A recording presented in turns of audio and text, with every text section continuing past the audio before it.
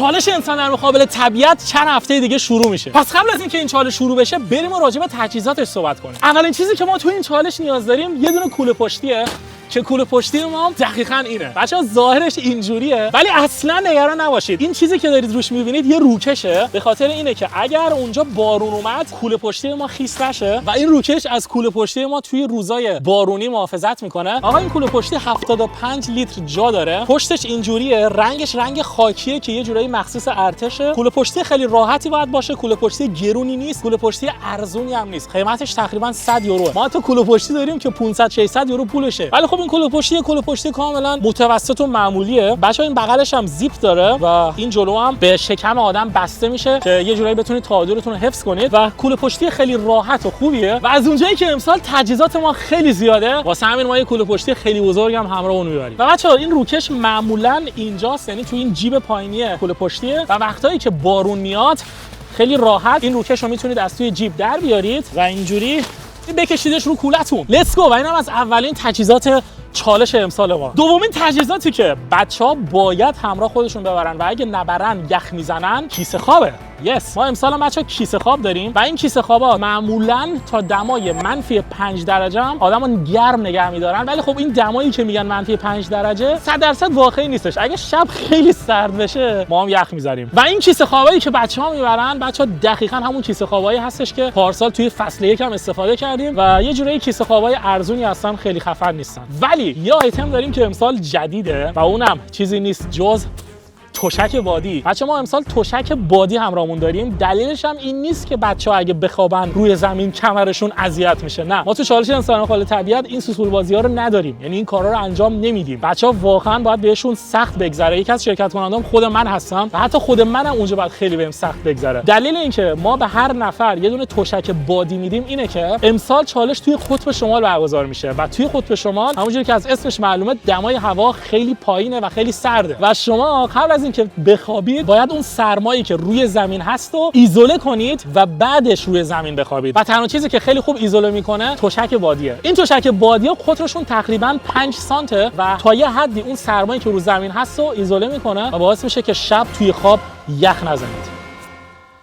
پس اولین آیتم ما شد ست خواب، یعنی کیسه خواب و تشک بادی که این دوتا یه آیتم حساب میشن و یه جورایی ست خواب هستن. حالا آیتم بعدی ما چیه؟ بریم سراغ مهمترین چیز. شما شب که میخواید بخوابید توی جایی که خیلی باد میاد یا حتی داره بارون میاد، مهمترین چیزی که نیاز دارید یه پناهگاه خوبه. و یک پناهگاه خوبو شما با یک روکش ضد آب خیلی خوب میتونید بسازید. و یکی از آیتمایی که ما همراه خودمون میخوایم ببریم بچه‌ها از این روکشای 3x3 هستش که اگه پناهگاه میخوایم بسازیم بتونیم پناهگاهمون رو ضد آب بکنیم و به نظر من این آیتم الزامیه، حتما باید همراهمون باشه چون که معلوم نیست که آیا اونجا درخت میتونیم پیدا کنیم، آیتمایی که پناهگاه رو عایق میکنه میتونیم پیدا بکنیم یا نه و حتما یه سقف باید بالا سرمون باشه. و در کنار این پناهگاه‌ها ما آیتم بعدیمون کناف هستش و کناف یا همون تناب هم ما به دو صورت میبریم، یک به صورت تناب، دو به صورت کناف. ما کناف‌های طبیعی هم همراهمون میبریم که اگه یک روزی خدای نکرده فراموش کردیم و اون کنافو توی طبیعت جا گذاشتیم به طبیعت آسیب نزنیم، تا جایی که میتونیم سعی میکنیم که از اون کناف‌ها استفاده کنیم. اگه جای دیدیم که نشد یا اینکه چه میدونم باد خیلی شدید میاد و ما به استقامت خیلی زیادی نیاز داریم، پس از تنابمون استفاده میکنیم. و سرجم هر تیم 100 متر تناب داره که به نظر من کافیه و حتی بیش از حد هم آدم تناب همراه خودش میبره دیگه. و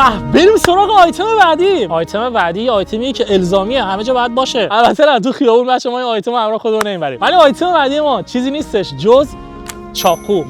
بچه‌ها چاقو هم الزامیه و امسال ما این مدل چاقو داریم مارک ولفگانگ آلمانی که این چاقو حتی یه دونه سنگ چخماق هم داره، ولی ما این سنگ چخماق همراه خودمون نمیبریم چون که معمولا اینجای چاقو هستش و امکان اینکه تو مسیر گم بشه خیلی زیاده. فقط و فقط چاقوشو همراه خودمون میبریم که چاقو تقریبا تیزیه. یکی از خوبیای این چاقو اینه که این چاقو یه تیکه هستش و امکان اینکه این چاقو از اینجا بشکنه خیلی کمه، شاید دستش بشکنه ولی خود چاقو هیچ وقت از وسط نمیشکنه. و چاقو بچه آیتم خیلی مهمیه چون که اونجایی که می‌خوایم بریم پر از حیوانات وحشیه و شاید ما نیاز باشه که با این چاقو بتونیم از خودمون مراقبت کنیم که امیدوارم این اتفاق برای هیچ تیمی نیفته و بریم و این چاقو رو تستش کنیم. بچه‌ها چاقو خیلی خوبیه آقا، من باهاش راضیم، خیلی خوب توی دست جا میشه، چاقو بدی نیست. قرار نیست که ما با این چاقو چوب بخوایم ببریم، نهایتاً بخوایم باش از خودمون دفاع کنیم، چه می‌دونم 2 تا شاخه ببریم، یه تنابو بخوایم ببریم و یه چوب بخوایم تیز بکنیم. و همینجوری که دارید می‌بینید چاقویی که اوکیه و تو این چالش میتونه ما خیلی کمک کنه. حالا بریم سراغ آیتم مهم بعدی ما. اونم چیزی نیستش جز یه دونه اره. بچا اره‌ای که ما امسال همراه خودمون بردیم با پیشنهاد امیرخان موسوی اینو گرفتیم. دلیلش هم اینه که امیر این اره رو توی چالش ارتش در جزیره که از کانال علی گریزی پخش شد استفاده کرده بود و خیلی از این اره راضی بود و به من گفتش که من این اره رو توی این چالش میخوام و واسه همین برای اینکه برابری ایجاد بشه من برای دو تا تیم این اره رو گرفتم و اره کاملا مناسبیه به نظر من برای این چالش کافیه و باهاش میشه راحت چوب برید. خب اینم از اره ما. حالا بریم سراغ آیتم بعدی. بچه آیتم بعدی ما یه آیتمیه که شما هم باهاش میتونید گرما تولید کنید هم میتونید جنگل با آتش بکشید. بله درست فهمیدید.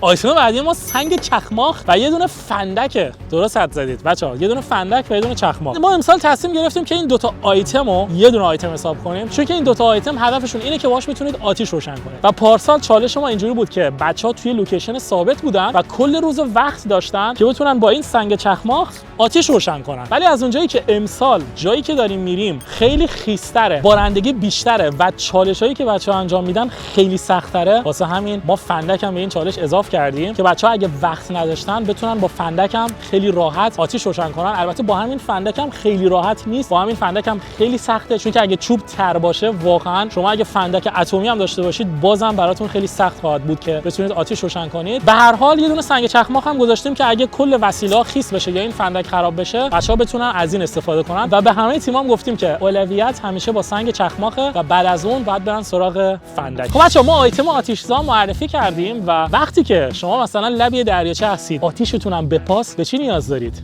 درسته بدون قابلمه. با این قابلمه مثلا اگر امسال بتونیم بلوبری پیدا کنیم میتونیم بلوبری بذاریم داخلش، چای بلوبری درست کنیم، میتونیم آب گرم کنیم، میتونیم حتی اگه ماهی تونستیم شکار کنیم یا یه حیوان شکار کردیم گوشتشو بذاریم توی این و یه دونه سوپ درست کنیم و کلی کارا با این قابلمه میشه انجام داد. و قابلمه هم که ما امسال قراره توی این چالش همراه خودمون ببریم یه قابلمه خیلی کوچیک و گوگولی و جمع جور هستش که هم قابلمه است هم یه جورایی لیوانه. شما به عنوان لیوان هم از این میتونید استفاده کنید و دقیقاً همون قابلمه هم هستش که پارسال توی چالش انسان در مقابل طبیعت فصل یکی از تیم‌ها ازش استفاده کرده بود. خب اینم از قابلمه. حالا بریم سراغ آیتم بعدی ما و آیتم بعدی ما دقیقاً همون بطری‌های تصفیه آبی هستن که ما پارسال توی انسان در مقابل طبیعت ازشون استفاده کردیم و این بطری‌ها دقیقاً اینجوریان که شما خیلی راحت درب این بطری رو باز می‌کنید، از جلدش میاریدش بیرون و بعد اون آبی رو که روی زمین یا توی دریاچه شما میخواید بنوشید و میذارید توی این مخزنه و این پایین هم یه دونه فیلتر هستش و بعد بطری آبتون رو میذارید روش و فقط کافیه که فشار بدید.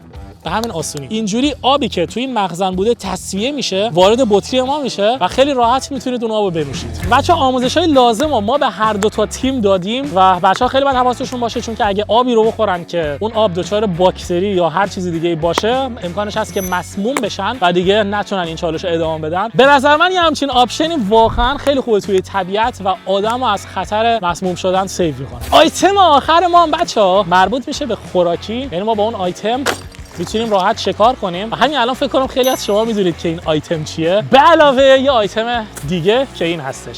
بچه‌ها ما پارسال فقط این تور رو همراه خودمون بردیم و خیلی از شما گفتید که این تور خوب نیست، با این نتونستن خیلی ماهی بگیرن، اصلا بلد نیستید با این تور کار کنید، کاش همتون ست ماهیگیریای بهتری می‌بردید. و امسال من تصمیم گرفتم که یه ذره از اونجایی که چالش خیلی سخت‌تره یه ذره تجهیزاتم برای بچه‌ها آپدیت بکنم و بچه‌ها ست ماهیگیری میتونن همراه خودشون ببرن که ما همراه خودمون میبریم که شامل یه دونه تور میشه. بچه‌ها این توره اندازش تقریبا این قدره و این توری نیست که بخواد پخش بشه توی آب. این تور رو شما توی آب میندازید، زیر آب یک ذره مثلا به شعاع 40 سانت پخش میشه و تور خیلی خیلی کوچیکیه. دلیل اینکه این تور خیلی کوچیکه اینه که ما قصد نداریم که یه توری که 3 متر ارزش هست رو بندازیم توی رودخونه و دهن هر چی ماهی که از اونجا رد میشه رو سرویس کنیم. از یه طرف هم این چالش باید یه ذره سخت باشه برای شرکت کننده‌ها و حالا که بچه‌ها دو تا آیتم دارن ما یه تور کوچیک بهشون میدیم. یا مثلا من خودم شب کنار دریاچه خوابیدم این تور رو تا صبح میندازم توی آب و صبح پا میشم و اگه شانس داشته باشم چند تا ماهی میتونم بگیرم. و به غیر از این تور ما حتی میتونیم بریم لب دریاچه یا لب رودخونه و ماهیگیری بکنیم. و داخل این ست ماهیگیری بچه‌ها ما یه دونه قلاب داریم که باهاش راحت میشه ماهی گرفت و این قلاب حتی تا تقریبا 2 متر بزرگ میشه و در کنار اون ما قرقره به علاوه طناب قلاب ماهیگیری داریم و به غیر از اون ما چند تا طعمه مصنوعی و قلاب ماهیگیری داریم. دلیل اینکه من به بچه‌ها طعمه مصنوعی هم دادم اینه که ما به حشره‌های کوچیک حداقل آسیبی نزنیم و دلیل دلیل دومی هم که ما داریم اینه که بچه‌ها اونجایی که ما داریم میریم قطب شماله. توی قطب شمال حشرات کوچیک مثل کرم و اینجور چیزا خیلی کم گیر میاد و شاید هم اصلا ما پیدا نکنیم. ما پارسال هم تو اون چالشی که گرفتیم دیگه تیمای دیگه رو نمیدونم، ولی من به شخصه دونه کرم هم ندیدم و به این دو دلیله که ما امسال توم مصنوعی هم همراه خودمون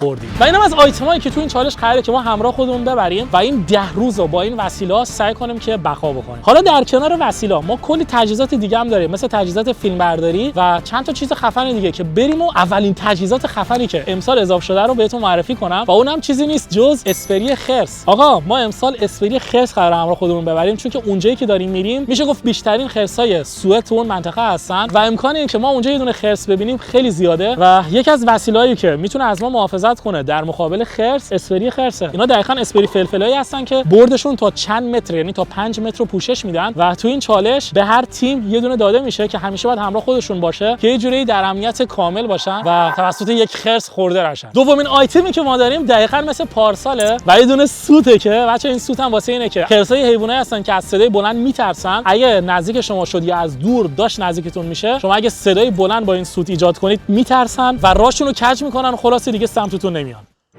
آیتم بعدی جزو تجهیزات فیلمبرداریه که به خواسته شما امسال ما اضافهش کردیم و این آیتم هم بچه‌ها یه دونه دوربین شکاریه که یک دونه از این دوربین شکاری‌ها به هر تیم داده میشه که شب قبل از اینکه بخوابن این دوربین شکاری رو بتونن نزدیک پناهگاه خودشون نصب بکنن و این دوربین شکاری دوربین دید در شب و سنسور حرکتی داره که اگه شب حیوانی چیزی به پناهگاه بچه‌ها نزدیک شد اتوماتیک شروع به فیلمبرداری کردن میکنه و ما بعد از چالش میتونیم ببینیم که دقیقاً مثلا تو شب دوم یا سوم چه حیوانی شب از کنار پناهگاه بچه‌ها رد شده. خب بچه‌ها اینم از آیتمایی بود که تیم من و فیفی قراره تو این چالش همراه خودمون ببریم و این اسپری خرس و دوربین دیدرشب هم آیتمای خفنی بود که امسال به این چالش اضافه شده و گفتم که از همین الان به شما نشون بدم. و این بود از تجهیزات ما برای چالش انسان در مقابل طبیعت فصل دوم قطب شمال. امیدوارم که از این ویدیو خوشتون اومده باشه. مثل همیشه به حمایت‌های شما خیلی نیاز دارم. کانال جدید هیومن ورسس وایلد هم دنبال کنید، چون که امسال همونجوری که بهتون گفتم این سریال از کانال میران ام کی پخش نمیشه، از کانال هیومن ورسس وایلد پخش میشه. پس حتما از همین الان کانال هیومن ورسس وایلد رو دنبال کنید، زنگوله‌اش هم بزنید، عشق منید، عشق بگرید و تا ویدیو دیگه